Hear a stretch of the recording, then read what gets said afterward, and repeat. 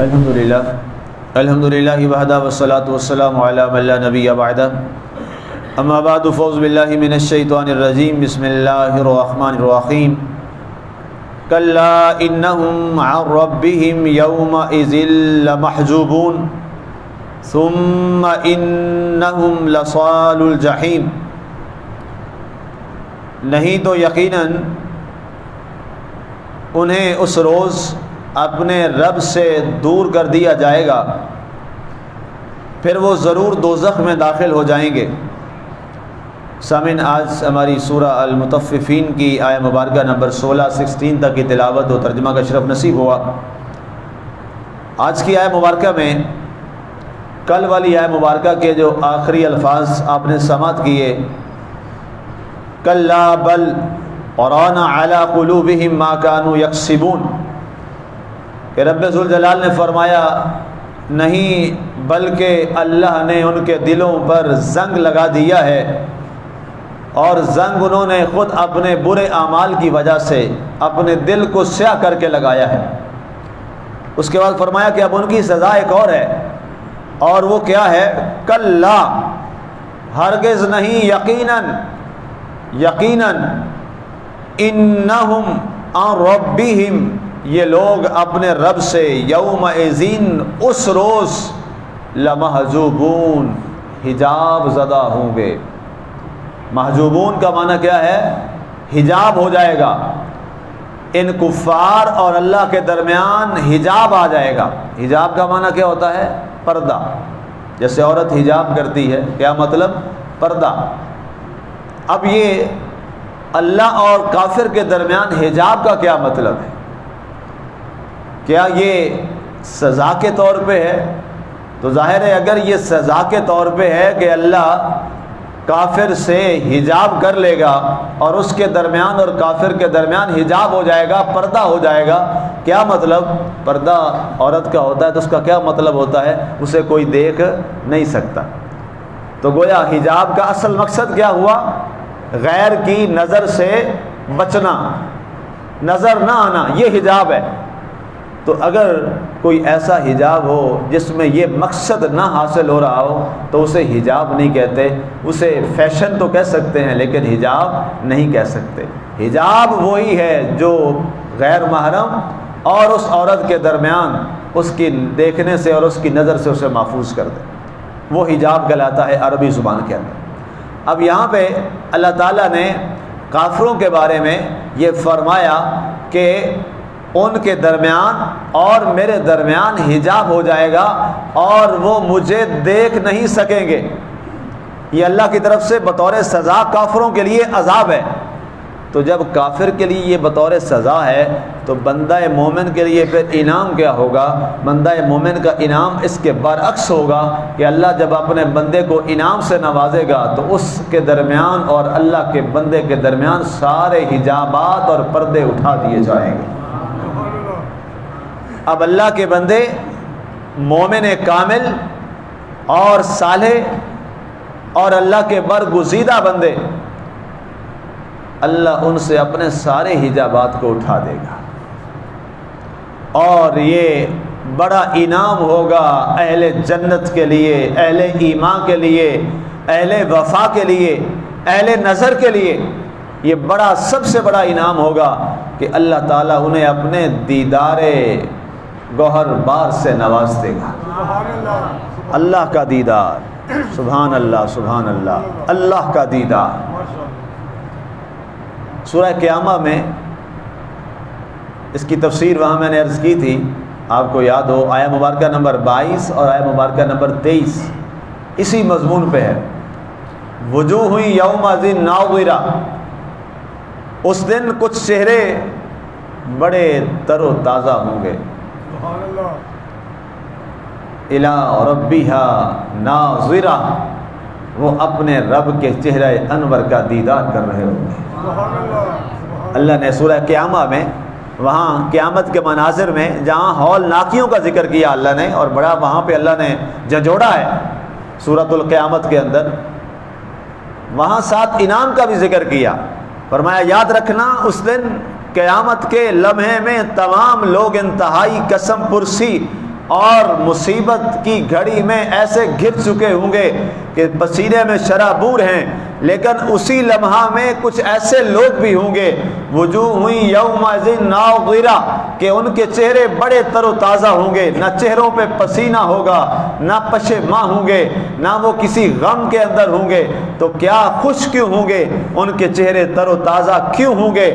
دنیا میں انہوں نے اپنے خدا اور اپنے معبود برحق، اپنے مالک اور خالق کی اتباع اور اطاعت میں اپنی زندگی اس انداز سے گزاری ہوگی کہ آج انہیں انعام یہ دیا جا رہا ہے کہ ان کے چہرے تر و تازہ بھی ہیں، روشن بھی ہیں، اور اس روشنی کی وجہ کیا ہے؟ الی ربھا ناظرہ، کہ وہ لوگ اپنی آنکھوں سے اپنے مالک کا دیدار کر رہے ہوں گے۔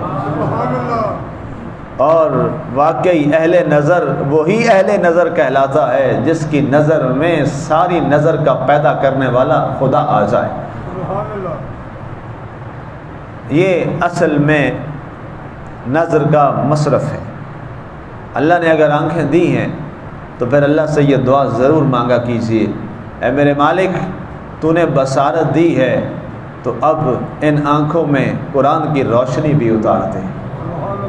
اب اس نگاہ سے جب بھی اٹھے نگاہ تو محبوب کی زبان سے ادا کردہ رب کے کلام کے حروف پر یہ نظر پڑے۔ جب یہ آنکھ کھلے تو حدیث رسول کی تلاوت کرے، جب یہ آنکھ کھلے تو روضہ انور کو دیکھے، جب یہ آنکھ کھلے تو اللہ کے گھر بیت حرم کا دیدار کرے۔ ظاہر ہے یہ کوئی ضروری نہیں ہے کہ اللہ کا گھر دیکھنے کے لیے مکہ میں ہی جانا پڑتا ہے۔ اس شاعر نے اس پہ بہت لکھا ہے، یہ ضروری نہیں ہے کہ وہاں ہی جا کے نظر آ سکتی ہے بات۔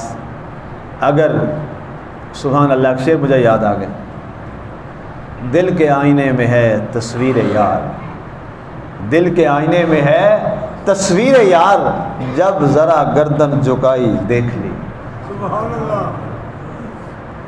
حضرت مولانا جامی رحمۃ اللہ تعالی علیہ، ان سے کسی نے پوچھا کہ لوگ یہاں حاضر اور ناظر اور غیب کی باتیں کرتے ہیں کہ نبی حاضر ہے کہ نہیں ہے، یا نبی ناظر ہے کہ نہیں ہے، غیب جانتا ہے کہ نہیں ہے۔ صوفیاء کے معاملے بڑے اور سے ہوتے ہیں اور ان کے جواب بھی بڑے کمال کے ہوتے ہیں، جو رہتی دنیا تک لوگوں کو لاجواب کر دیتے ہیں۔ ایسا جواب کہ لاجواب ہوتا ہے۔ آپ سنتے رہے، آپ نے فرمایا میاں یہ لوگوں کی باتیں ہوں گی، کچھ سمجھتے ہیں حاضر ہے، کچھ نہیں سمجھتے حاضر نہیں ہے، یہ تو ہر ایک کے اپنے اپنے ظرف اور اپنے اپنے عقیدے کی بات ہے۔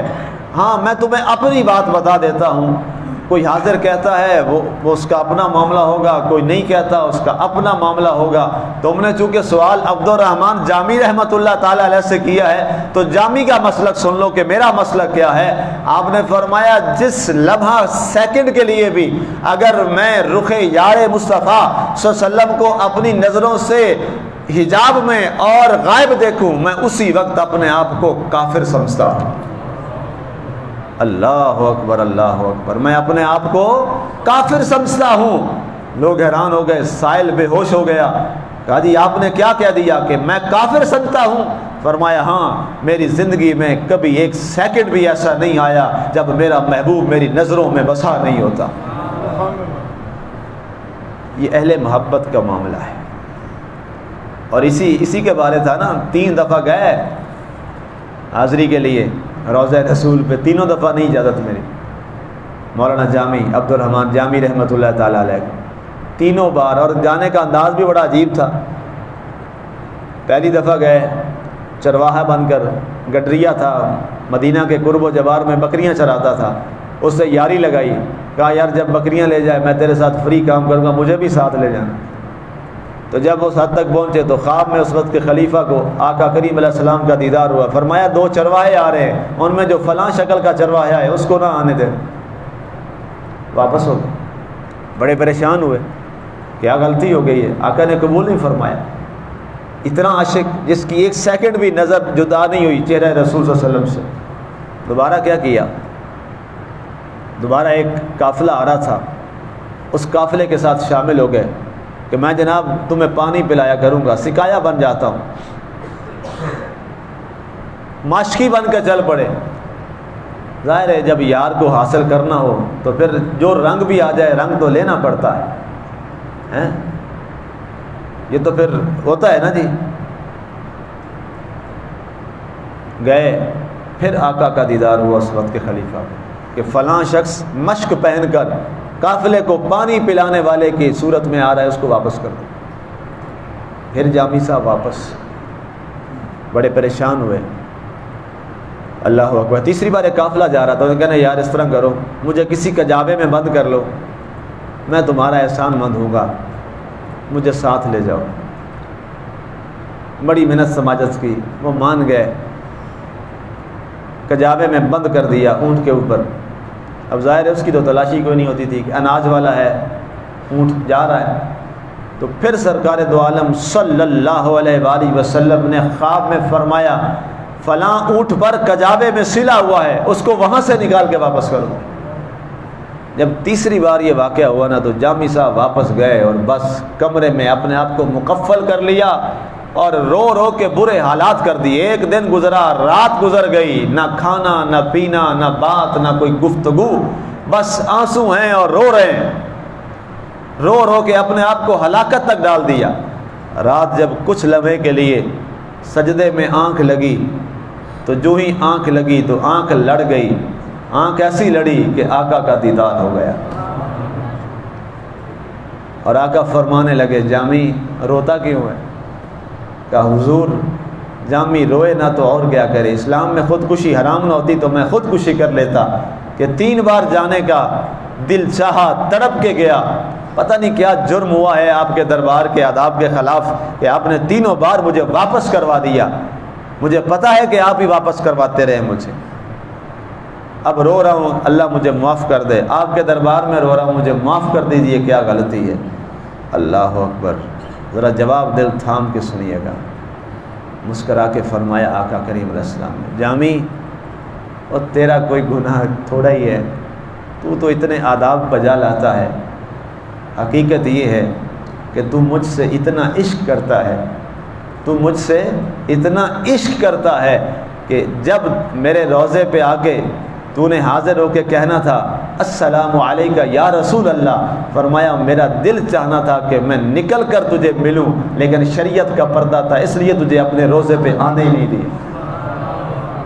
یہ محبت کی دنیا ہے جی، کسی کو بات سمجھنا ہے تو مجھے واپس لوٹا دے، اس کی مہربانی ہوگی، تبصرہ رہنے دے۔ یہ معاملات ایسے ہیں، عشق والوں کی دنیا کے معاملات بڑے عجیب سے ہوتے ہیں، اور ظاہر ہے ہر ایک اس لیول پہ نہیں ہوتا، تو جب نہیں ہوتا تو اس کو وہ بات بڑی عجیب سی لگتی ہے کہ یہ کیسے ہو گیا، تو ایسا تو ہو جاتا ہے۔ سب سے دنیا کا بڑا عجوبہ کیا ہے؟ ڈوبا ہوا سورج واپس آ جائے، آپ یقین کر لیں گے؟ نہیں کریں گے۔ سورج مشرق سے طلوع ہوا، غروب ہو گیا مغرب میں، اور کوئی کہے جناب آج میں نے دیکھا کہ ڈوبا ہوا سورج پھر واپس آیا ہے، آپ کہیں گے چتر مارو، ایسا ہو سکتا ہے؟ لیکن اس کائنات پر ایسا ہوا ہے نا، ایک دفعہ ہوا ہے کہ نہیں ہوا؟ ہاں جی، اس وقت کے لوگوں نے انکار بھی کیا، لیکن جب واپس دیکھا تو بے ہوش ہو گئے، اور کئیوں نے تو چیخیں لگانی شروع کر دی، قیامت قائم ہو گئی۔ قیامت کی نشانی میں سے یہ بھی ہے نا کہ سورج مغرب سے طلوع کرے گا، انہوں نے کہا قیامت آ گئی۔ اور کس کے لیے واپس ہوا تھا؟ مولا علی رضی اللہ تعالیٰ عنہ کے لیے۔ عصر کی نماز قضا ہوئی تھی، گود میں سر انور مصطفیٰ صلی اللہ علیہ وآلہ وسلم تھا، آنسو گرا، نماز قضا ہوئی عصر کی، زندگی میں کبھی نماز قضا نہیں ہوئی تھی۔ آقا کریم علیہ الصلوۃ والسلام نے فرمایا ما یبکی کا علی، علی تجھے کس چیز نے رلا دیا؟ تیری گود میں تاجدار ختم نبوت ہے، پھر بھی رو رہا ہے۔ کہا حضور کبھی قضا نہیں ہوئی تھی نماز عصر کی، آج قضا ہو گئی ہے۔ فرمایا بتا قضا پڑھنی ادا پڑھنی؟ لوگ کہتے ہیں نبی کے پاس اختیار نہیں ہے، یہ جملہ کون بولتا ہے؟ جس کے پاس اختیار ہو۔ آپ اور میں کہہ سکتے ہیں سورج واپس کر لیں گے؟ بھائی اختیار ہی نہیں ہے، اوقات ہی نہیں ہے۔ یہ جملہ وہی کہے گا جس کی اوقات ہوگی۔ فرمایا حضور باقیوں نے جو میرے کمپینینز ہیں، میرے ساتھی ہیں، انہوں نے کبھی قضا نہیں پڑھی، تو علی سے قضا کیوں پڑھوانی؟ ادا ہی پڑھوا دیں۔ جب جوش رحمت میں دریا آج ہو گیا ہے تو پھر ادا ہی پڑھوا دیں۔ فرمایا اچھا جی ٹھیک ہے ادا پڑھا دیتے ہیں. آقا نے ایسے ہاتھ اٹھائے. حدیث کی کتابوں میں لکھا ہے دعا کیا کر رہے ہیں, اللہم ان علی فی طاعتک و طاعت رسولک فردد علیہ الشمس. اب یہ الفاظ آئے اور ایسے اشارہ کیا. ترجمہ یہ ہے حدیث کا, اے اللہ بے شک علی تیری اطاعت میں تھا, تیرے رسول کی اطاعت میں تھا, اس پر سورج کو دوبارہ واپس لوٹا دے. ایسے اشارہ کیا, ڈوبا ہوا سورج واپس آ گیا. فرمایا علی اب پڑھ عصر کی نماز. ساری دنیا سورج کو دیکھتی ہے, کہیں ڈوب نہ جائے اور نماز کا وقت نہ نکل جائے. آج سورج تجھے دیکھے گا, علی نماز کب ادا کرتا ہے. یہ معاملات ہیں جی. یہ واقعہ میں نے اس لیے سنایا تھا کہ کوئی یہ نہ کہے تصوف والی دنیا تو عجیب سی ہوتی ہے, ہمیں تو دین بتاتے, حدیث بتاتے, اس لیے میں نے حدیث سنا تھی. اب کچھ تسلی ہو جائے گی ان احباب کی. اب آگے فرمایا گیا یہ حجاب, اسی آیت پہ واپس آئیے.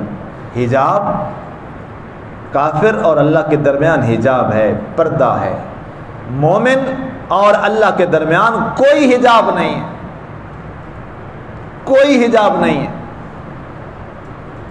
جب بھی اللہ تعالیٰ سے تم بات کرنا چاہو اس محبت کے ساتھ, اللہ تمہارے قریب ہے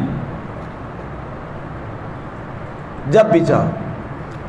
مجھ سے ایک صاحب نے سوال کیا, بڑی ڈیبیٹ ہو رہی تھی, یہ جنازے کے بعد یہ دعا مانگنی چاہیے نہیں مانگنی چاہیے, اس پہ کیا حدیث تھی بڑی. میں نے کہا جی حدیث سے آگے نکلیں, کو قرآن کی بات سنائیں. میں تو قرآن کی بات کرنے والا آدمی ہوں. کہتے یہ کیسے ہو سکتا ہے, قرآن میں تھوڑی آیت آنی ہے اس بارے میں.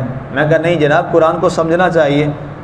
عبداللہ بن عمر فرماتے ہیں میرے اونٹ کی نکیل گم ہوئے تھے, میں قرآن سے ڈھونڈتا ہوں, تو یہ تو جنازے کی دعا ہے, یہ کیوں نہیں ملے گی. کہتے نہیں ہم نے تو کبھی آیت نہیں پڑھی. میں کہا میں پڑھ دیتا ہوں, آپ سن لیجئے. بحث میں ہم پڑھتے نہیں ہیں, جو مانگتے ہیں بہت اچھا کرتے ہیں, جو نہیں مانگتے ان کی مرضی, انہیں دعا کی ضرورت نہیں ہوگی, ہمیں دعا کی ضرورت ہوتی ہے, اس لیے ہم اپنوں کے لیے مانگتے ہیں. کہتے نہیں ایسے نہیں آیت. میں نے کہا آیت پھر سن لیے. اللہ قرآن میں فرماتا ہے اذا سألک عبادی انی فانی قریب. یہ آیت کے لفظ یاد رکھ لو, ترجمہ یاد رکھ لو, لفظ آیت نہ بھی یاد رہے. پیارے حبیب ان سے فرما دیجئے میرا بندہ جب بھی مجھ سے مانگتا ہے میں اس کو عطا کرتا ہوں اور میں اس کے قریب ہوتا ہوں, وہ مجھے ہمیشہ اپنے قریب پائے گا. میں نے کہا جب کے اندر جنازے کے بعد کا وقت ہے یا نہیں ہے. میں کہا بتائیں, قرآن میں غوطہ زن ہوا کریں, ہر سوال کا جواب قرآن میں ہے. میں نے کہا اذا جو لفظ ہے, اذا اس میں جنازے کے بعد والا وقت بھی ہے کہ نہیں ہے. کہتے جی ہے. تو میں نے کہا پھر تکلیف کیا ہے, پھر مسئلہ کیا ہے. آپ نہ مانگیے, آپ کا مسئلہ, جو مانگتے ہیں انہیں مانگنے دیجئے. اللہ نے قرآن میں فرما دیا ہے میرا بندہ جب بھی مجھ سے دعا مانگے گا میں اس کی دعا سنوں گا. اس لیے یہ قرآن سے جب لوگ دور ہوتے ہیں نا, پھر اس طرح کی ہوائیاں چلتی ہیں, پھر اس طرح کی گمراہیاں پھیلتی ہیں. اگرچہ مجھے حدیث کا بھی پتہ تھا, حضرت عمر کے عمل کا بھی پتہ تھا, لیکن نہیں, اس سے اوپر کی ہمیں بات کرنی چاہیے قرآن کی. ہاں جو قرآن کو پھر نہ مانے, اس کا انکار کرے, اس کو ہم نے پھر منوانا نہیں ہے. اب اس کی مہر اگر اوپر سے لگی پڑی ہے تو ہم کیا کریں جی. ابو جہل سے بڑھ کر دلائل کس نے سنے تھے؟ کوئی ہے دنیا میں جس کو دلائل دینے والے خود رسول اللہ صلی اللہ علیہ وسلم تھے. اور اینڈ پہ اس نے آخری کیا بات کی تھی, یہ بتا دیں میری مٹھی میں کیا ہے تو میں کلمہ پڑھ لوں گا. ایسی بات ہے نا جی. تو آپ نے فرمایا تو میں کیا بتاؤں, جو تیرے ہاتھ میں ان سے پوچھ میں کون ہوں. اب یہ بتانا کہ تیرے ہاتھ میں یہ ہے, یہ بات بڑی تھی لیکن منصب نبوت کے لحاظ سے چھوٹی نظر آئی. آقا نے فرمایا میں نہیں بتاتا تیرے ہاتھ میں کیا ہے, جو ہاتھ میں ہے نا اس سے پوچھ میں کیا ہوں, تاکہ تجھے تیری اوقات نظر آئے. پھر بتائیے پتھر بولا تھا کہ نہیں بولا تھا؟ پھر اس نے کہا اشہد ان لا الہ الا اللہ وانک رسول اللہ. فرمایا ابو جہل تو پتھر سے بھی نالائق ہے, پتھر نے میری گواہی دے دی ہے لیکن تو نے گواہی نہیں دی. کہا اوئے ہوئے ہوئے بڑا جادوگر ہے تو پتھروں کو بھی بلوا لیتا. کیا تھا؟ مہر لگ گئی تھی. دعا کیا کریں اللہ کرے انشاءاللہ مہر نہ لگے, ایسی مہر وہ لگے جو محبت رسول کی مہر وہ لگے, جو عشق الہی کی ہو, وہ مہر لگے جو اطاعت رسول کی ہو، تو پھر انشاءاللہ جب سادہ سی بھی بات سنیں گے، کہیں سے جاتے ہوئے بھی گزریں گے، تو جو شخص تلاش میں ہوتا ہے ہدایت کا، وہ تو جاتے ہوئے کسی عام سی چیز سے بھی ہدایت و رہنمائی کا سامان کر ہی لیتا ہے۔ تو فرمایا گیا ثم انہم مصال الجحیم، پھر کیا ہوگا، یہ اللہ سے حجاب زدہ ہوں گے، اللہ انہیں اپنے دیدار سے محروم کر دے گا، اور یہ ضرور ضرور دوزخ میں داخل کر دیے جائیں گے اور جہنمی ہو جائیں گے۔ تو جب جہنمی ہوں گے تو وہاں تو اللہ کا دیدار نہیں ہوگا، وہاں تو اللہ سے حجاب اور پردہ ہو جائے گا، اور جو ایمان والے ہوں گے وہ جنت میں جائیں گے، اور جنت میں حجاب نہیں ہوگا، جنت میں تو بلا حجاب رب کا دیدار ہوگا۔ اور سب سے بڑی جنت کی نعمت کیا ہے؟ اللہ کا دیدار۔ اللہ ہم سب کو نصیب فرمائے، اللہ ہم سب کو نصیب فرمائے، آمین۔ وما علینا الا البلاغ۔